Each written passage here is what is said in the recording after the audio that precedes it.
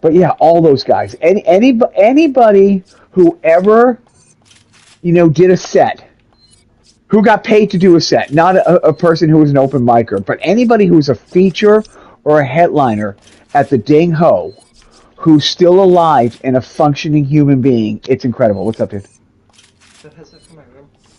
Yeah, Grayson got it. I didn't go ahead. Yeah, if you've never seen the Wait, one sec, Wayne. Yep. Do you need something? You're looking for your real dad? Okay. Yeah, if you've ever seen... Yeah, if you've never seen the documentary when Stand Up Stood Out, it's on YouTube. I mean, watch the whole thing. It's all about Lenny Clark and all these guys, Stephen Wright and all them at the starting out at the Ding Ho and like really bringing comedy to Boston and arguably making it popular. Yeah. Well, at one point, like those guys talk about it. In about a 3-block area, there were 5 clubs. Like 5 clubs that were, that went every night of the week, like literally 7 nights of the week. Even like they kind of had like an open mic, but you had to kind of audition to go to the open mic. I mean, it was insane, like how good it was. But all those guys would do like 3 clubs a night. They would go to the Comedy Connection and then walk over to Nick's. They would have a set at, I'm trying to think of the names of like some of the other places, but they were, it was one of those things where you could, like, that's why those guys are all so good. They were literally, they weren't out there 6-7 nights a week. They were out there 6-7 nights a week doing 2 or 3 sets. Right. And in front of like really drunken Boston crowds, like, really, really, really tough places, truly places that weren't for the faint of heart, and it's one of those things. If you could survive some of that shit, it was, because you've heard that. I mean, look, I'm not really old enough to experience it, but a little bit, because my band played a couple shows that were in what is, the old combat zone. But, there was a legit combat zone with the adult theaters and stuff like that, and just, horrific places, what I mean? Just absolute, and that's, where these guys were doing comedy, 5-6 nights a week, several times. Like, so when people talk about putting in their dues, and now and then, like, and we've done it a few times. You've done it a handful of times where you've done two mics in one night. Like, when we were coming up, it's like, oh, if you can get to this one and then drive there, if like you can go to the safe and then go there, you could get in, 2 shows in a night, and you feel like you're doing something. Like, these guys were doing like 4, 5, 5, 6 clubs, 5-6 nights a week. You know what I mean? And it's just, a different world. And I know that's one of the reasons why a lot of people, will now go to LA or go to New York, because you can still do that. Like, like when I go to LA, like I'll take a couple days here and there, and I will. You can hit like, several clubs in a night. Like, they're just open mic rooms. This is all this place does. 7 nights a week, they just on the hour run a different mic, and you can, if you time it right, well, if you want to stay in the room and do, they don't throw you out, but you have to pay the $5 to do another set type thing. But yeah, there are people who will do 6, 7, their 5-minute sets. So I'm going to have you're not going to get, hold that lamp and follow. This sucks because, as you can see, we can get separated and it's hard to find each other, but just hold on to that, and I'll get you the kill numbers at another place where you can get really good kill numbers. But right here, it's kind of a little tricky because you got to deal with those guys. Yeah, it's really a shame that there's not many good brick and mortar comedy clubs in the area. They're on here, yeah. And the very few that are around, There's a guy behind sadly, you. Can I? sadly, we don't know how long we're going to have them. Yeah. I The just saw a word on the post from street. Wicked Funny right now. Not Wicked Funny, China Blossom, where the Wicked Funny Club was located.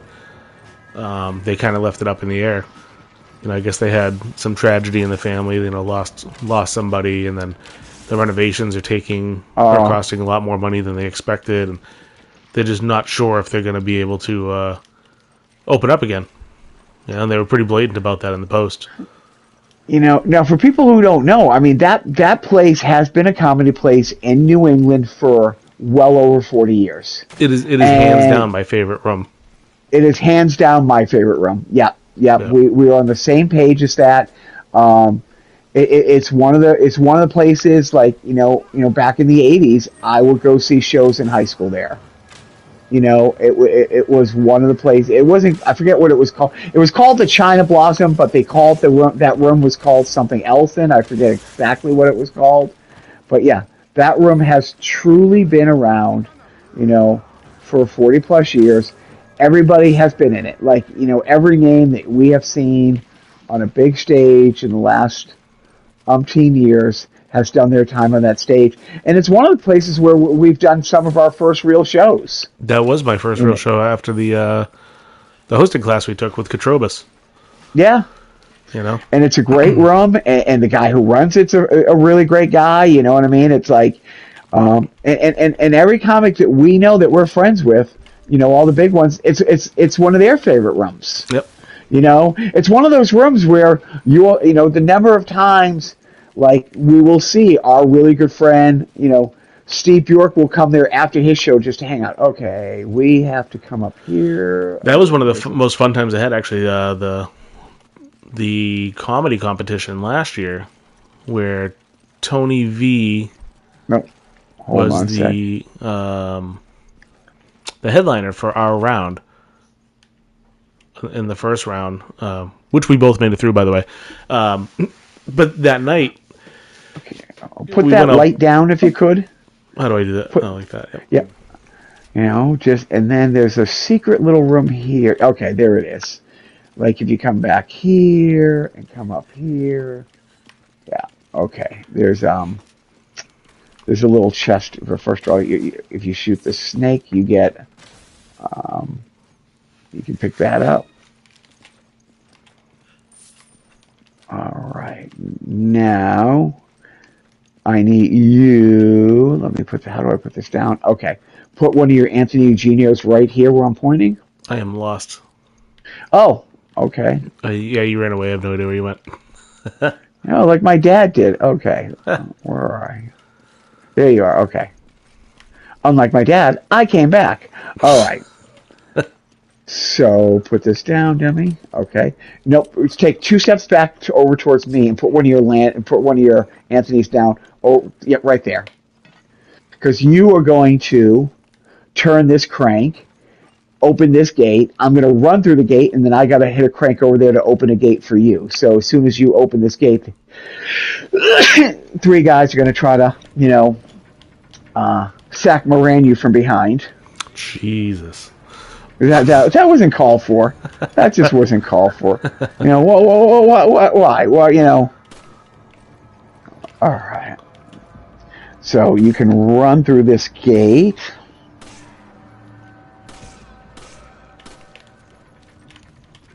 Are you through the gate? Oh, All right. Now stay there. Stay where you are. Stop there. Stop. Oh, okay. I want you to stop so you wouldn't turn around.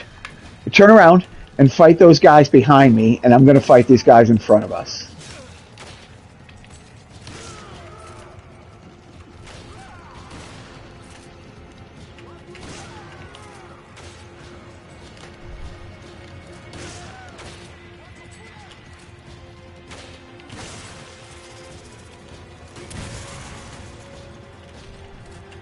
Yeah. Those guys, when they turn into a lizard head, it's just ridiculous, and it's so easy to take them out if you have a flash thing, yeah. but a complete bitch otherwise.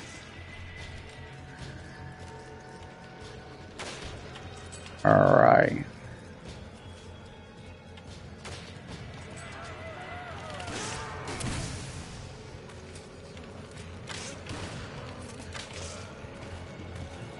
Make sure no more guys sneak up behind us.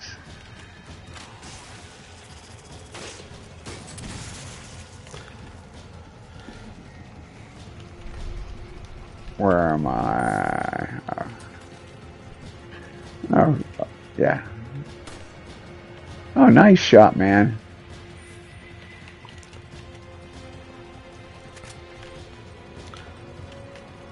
Shotgun shells over here. All right, here we can get separated, so stick together if we can.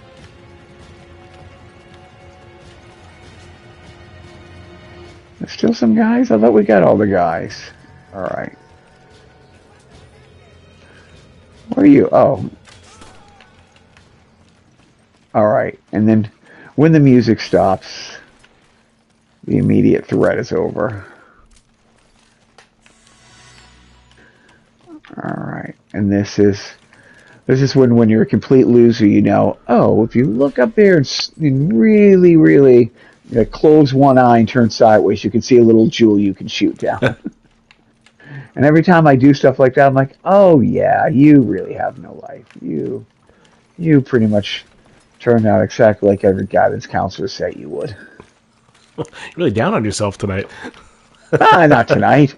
I'm very realistic about who I am. No,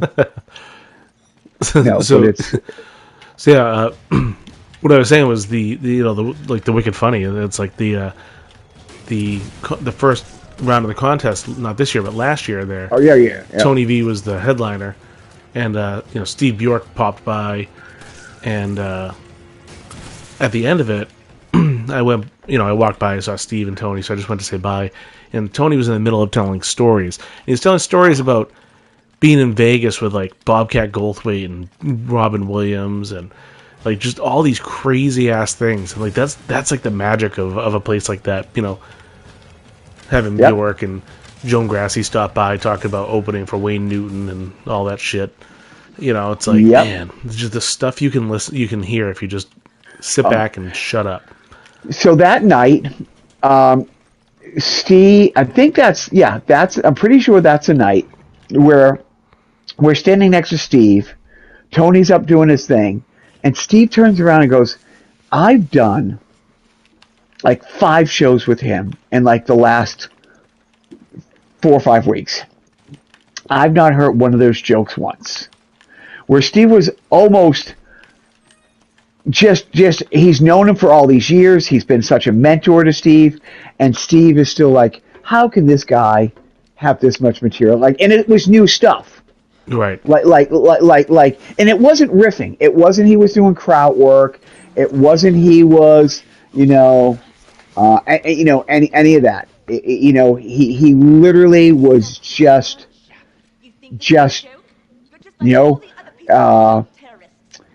and a couple of things weren't 100% worked out. That over the next couple of months, we heard him, kind of really, fine tune and stuff like that. That was just so great, and that what I love in anything when the great football players talk about the people that they think are the great football players, you know what I mean, or the great comics. And when you and the respect that so many of these, people have been working together for 30 years, have for each other, when you find out, it's like, oh, so and so,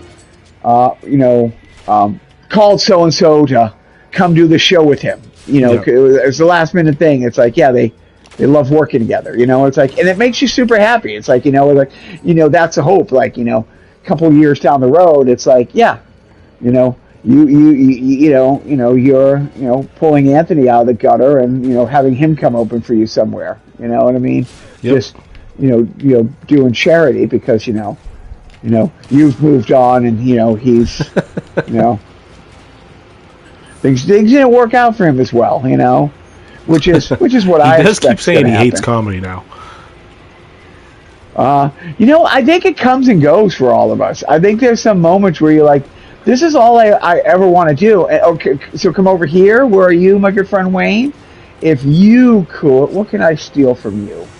Okay, you can do that. And you grab that rifle There you go.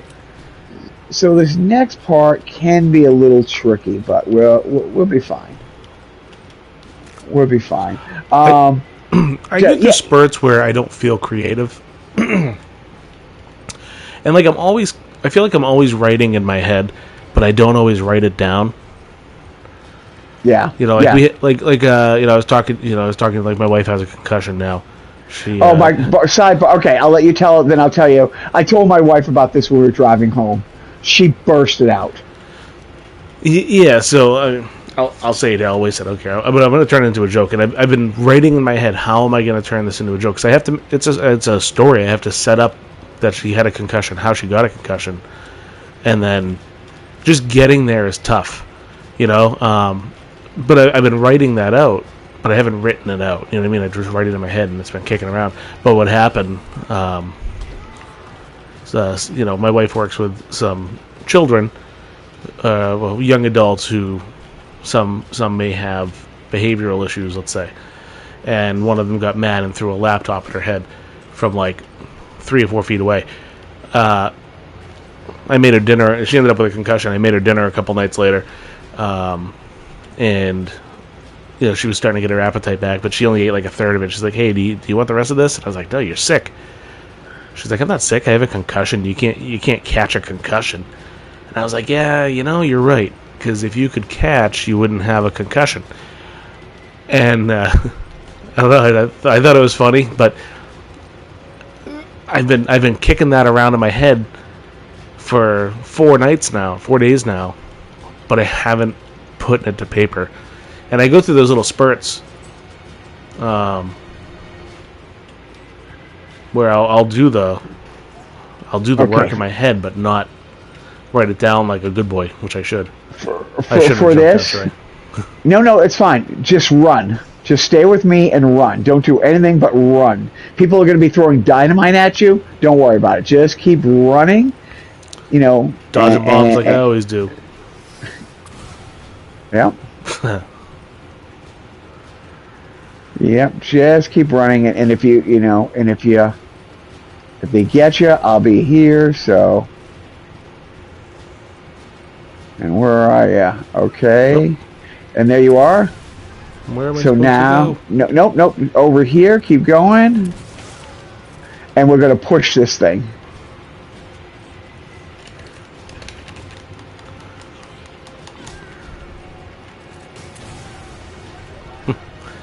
All right, now if we can push, yep. There you go. Now we run over here. All right, come where I am. We can fuel up.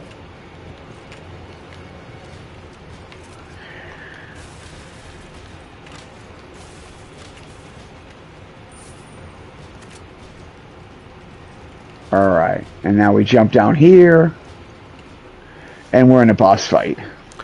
So did you have another story when I was telling that little long-winded bullshit about the concussion? Oh no, I was telling my wife. I was telling her on the way home, and it's exactly the reaction you want. She was horrified that you would say that to your wife who's dealing with a concussion, as she can't stop laughing. You know? Yeah. It's like you don't want to find that funny because you know that's my favorite kind of comedy. Oh, it is, dude. It is absolutely. It's like I find myself, and it's, you know what it comes down to. This is my everyday life. I say shit like this all the time. You know, like I have the story about the little girl hitting my kid, and long story short, me looking at the little girl and saying, "Little girls who lie grow up with no friends and die alone." Like I said that to a little girl, you know. It just came out. But I love the fact that when I do that joke, people laugh at it and they think I'm a horrible. They're like, "Oh my god, no, you didn't," but you are a good dad for having your son's back.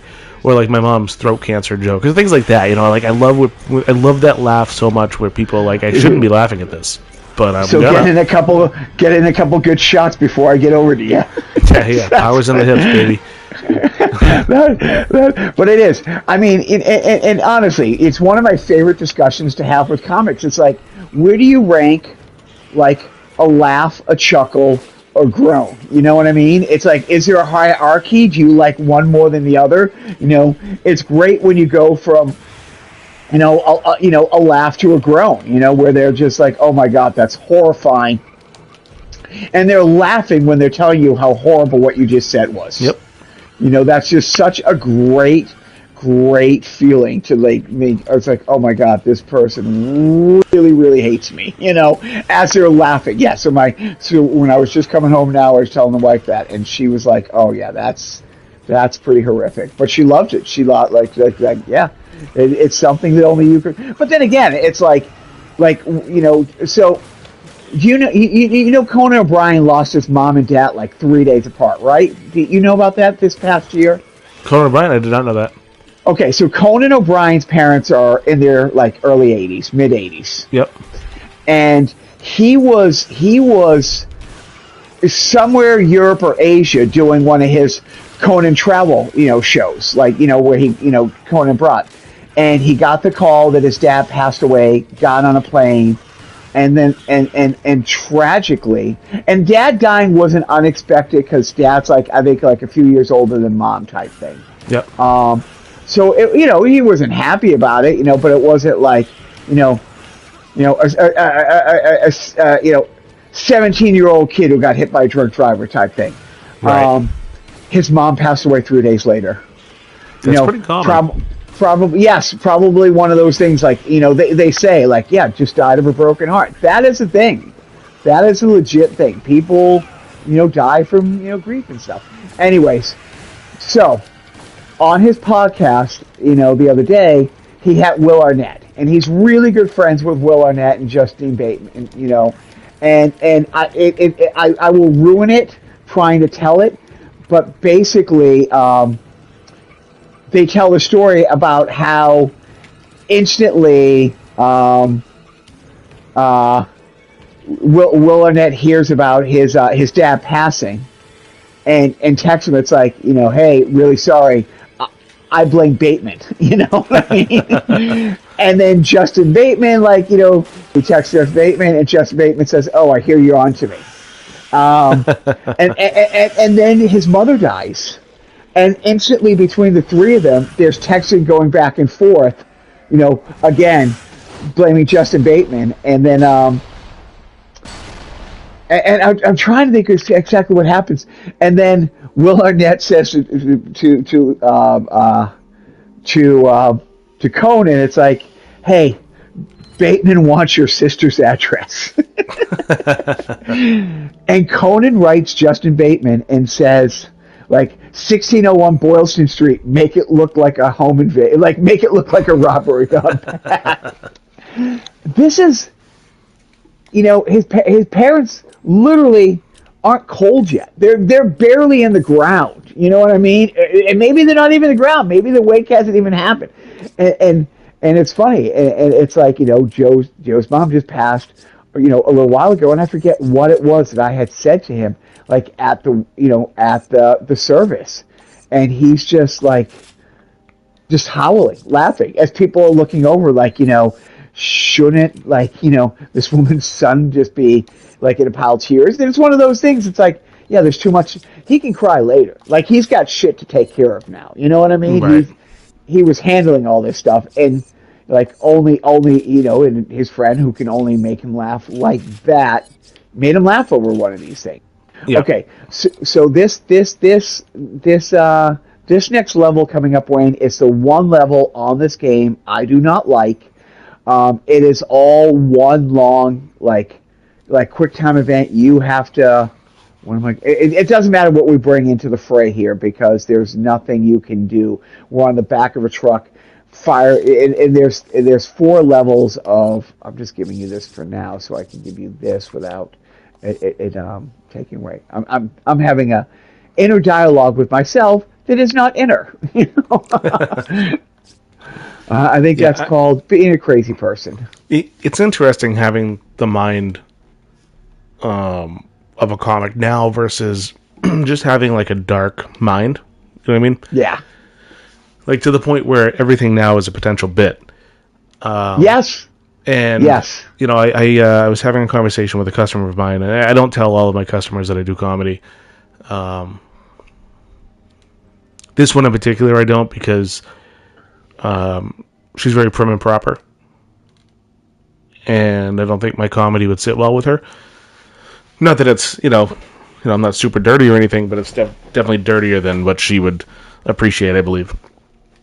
But anyways, we were talking about Thanksgiving and everything, and she's like, "Oh, did you have your mom and dad over for Thanksgiving?" And I was like, "Oh, just my dad. My mom passed away." And everybody has the same reaction. "Oh, I'm so sorry."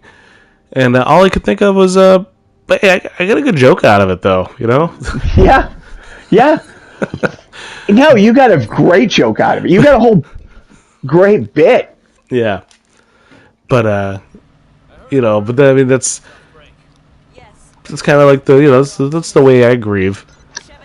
That's how, like, literally, that's the way we all. I mean, in my house, like, look, and it took me a while to get there, but I did. I grew up in a house where my dad left. That's all we joke about in the house. Like, every time I leave, by the age of 5 or 6, my sons would be like, "Are you pulling a Max?" Which was my dad's name, meaning, am I coming back? Like that's how they were raised, And my wife might even be a little darker than I am when it comes to humor. Like she's the one. Like, we both like Anthony Jeselnik, but she likes him more than I do. You know what I mean? She is not a good person, and, yeah. But literally, it is. It's one of those things where it's like, yeah, I would be sad about a lot of things if I didn't joke about it. You know what I mean? It's like, and I think what surprises people is how quickly we get to that point where we're joking about it, because it isn't joking about it, it's coping with it, Yep. And I really believe, like, and some awful stuff, like I said, and my friend Dan, I've been in a band with him since '89, and like, his dad passed recently, and literally, I'd have to go back, because I was trying to think about that the other day.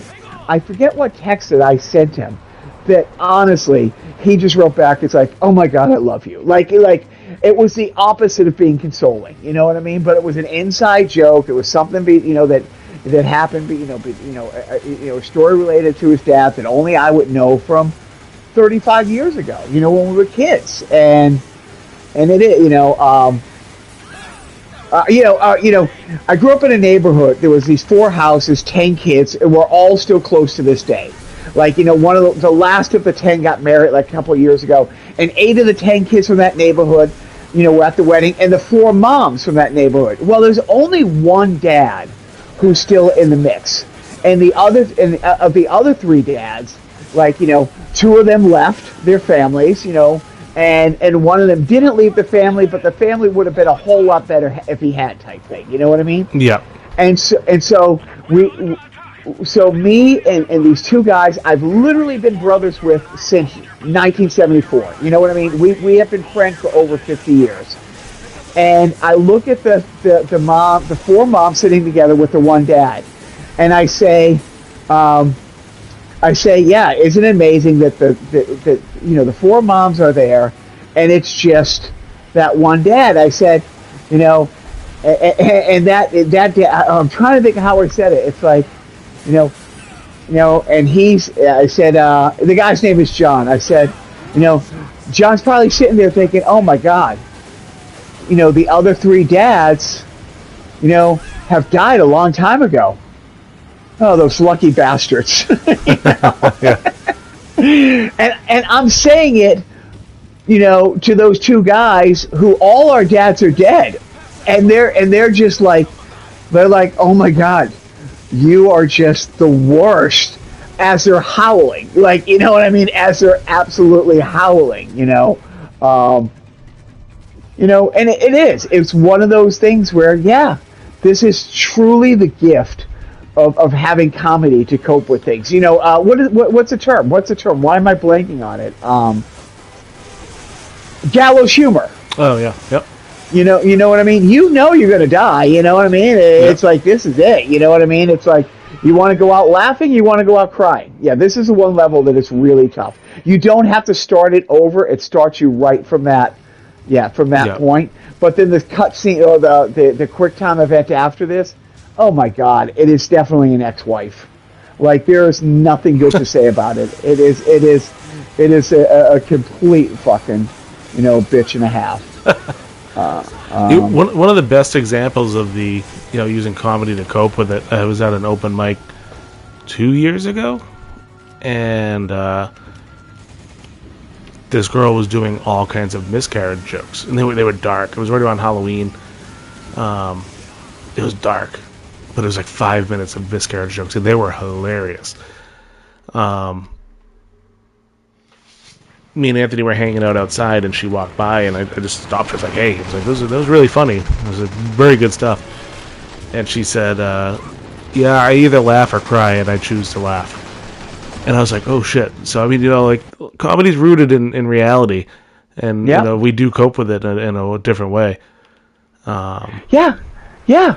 And dude, my favorite thing about your bit with your mom is how some people don't love that part of it, and then later on when they get more upset about the fake people dealing with tragedy. Yeah. And when you call that out, when you're like, you laughed at my mom, and she's real. I made Jim and Kelly up like 3 months ago. Every single time, it's like, yep, that is one of my favorite jokes. That will always be my favorite joke. And then you get one more, bite of the apple when you now bring your wife into the mix. Yeah. Just the callback to how you lost your mom. Oh, Wayne, it is so good. Yeah, you got to shoot these little fuckers off him 3 times. You got to go through this, and every now and then, you got to keep an eye out to the left because some little fucker comes out with a Molotov cocktail from the top of that little ledge there and throws it at you.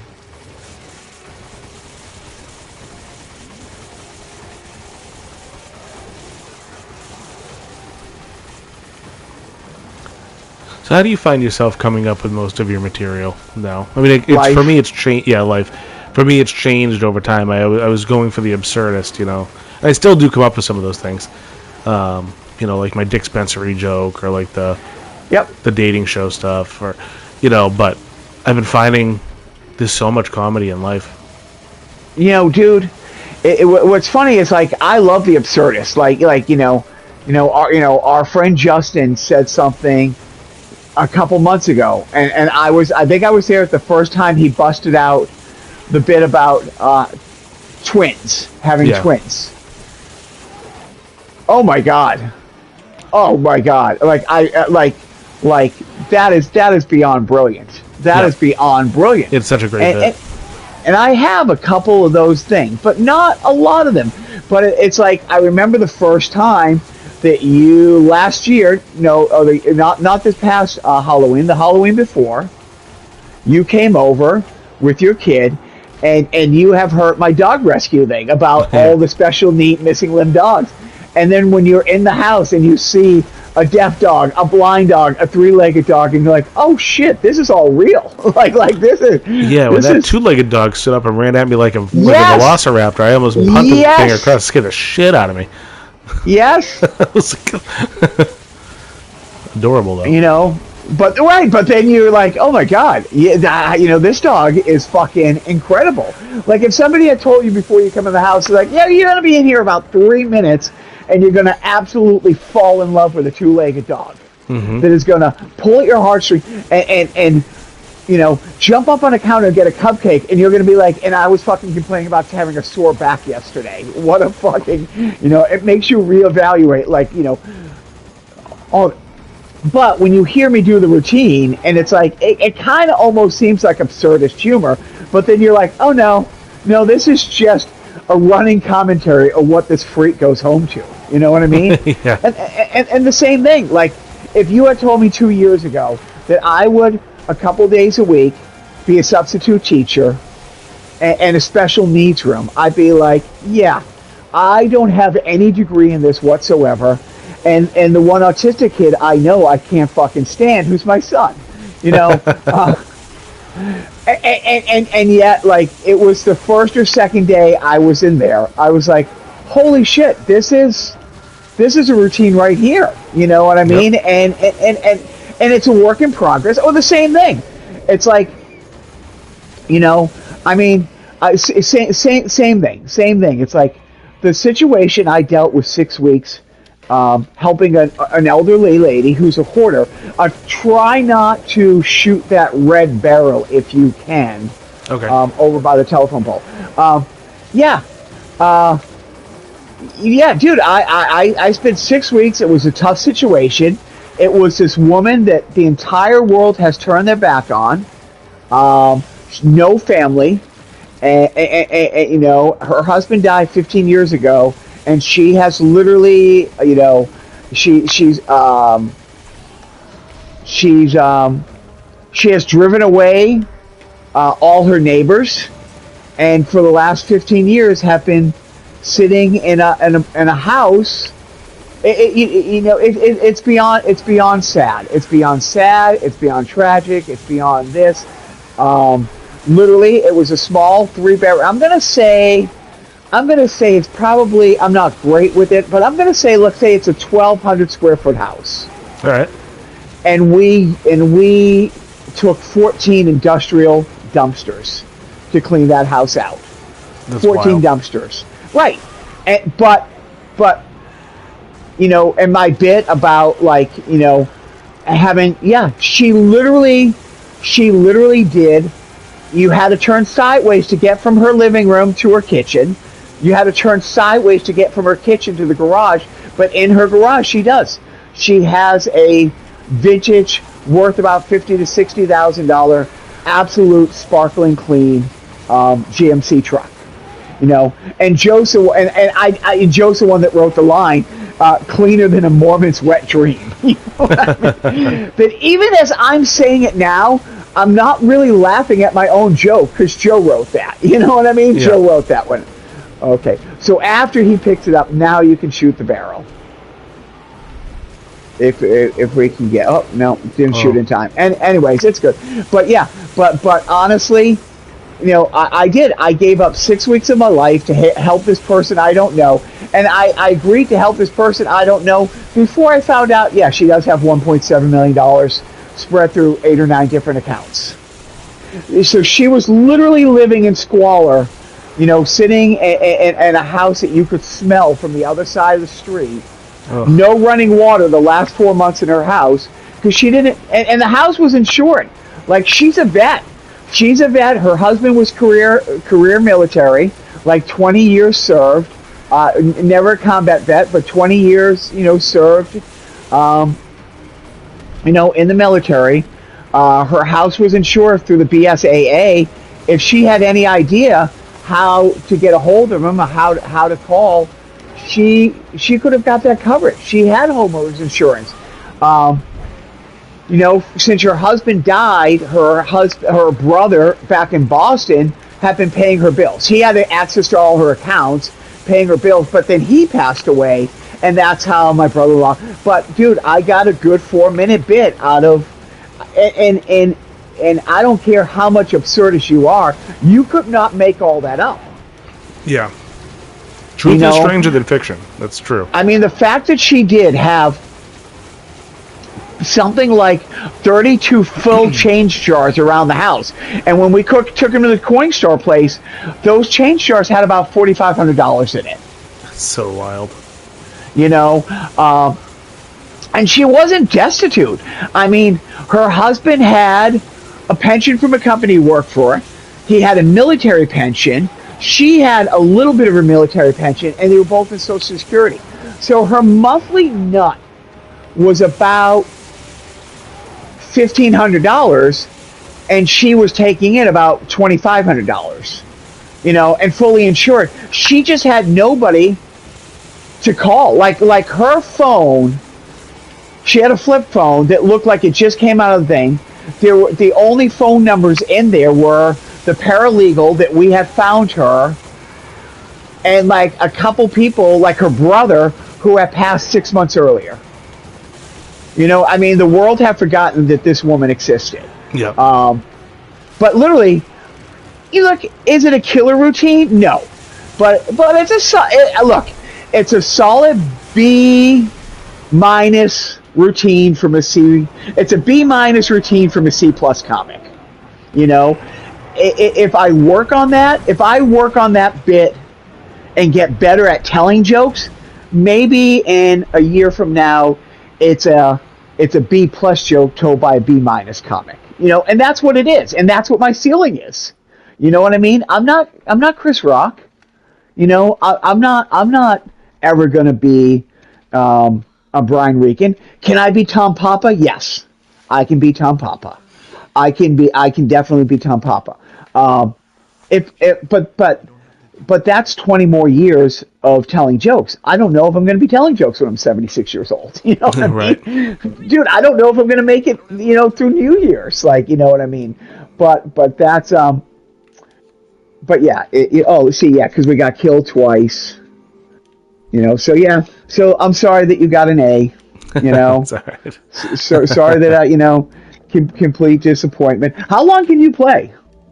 I was just gonna say, do you think that's a good place to wrap? I mean, how first of all, how long is this game? Do you know how many chapters and stuff it is? Six. It's Six chapters. Well, we're definitely not doing that. But we can make a point of completing this game completely.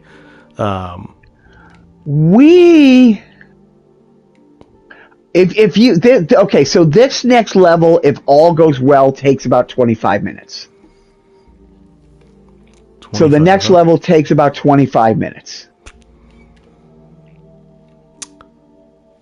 Fuck it, let's do it. Let's do this one, and we'll All right. call this the last one.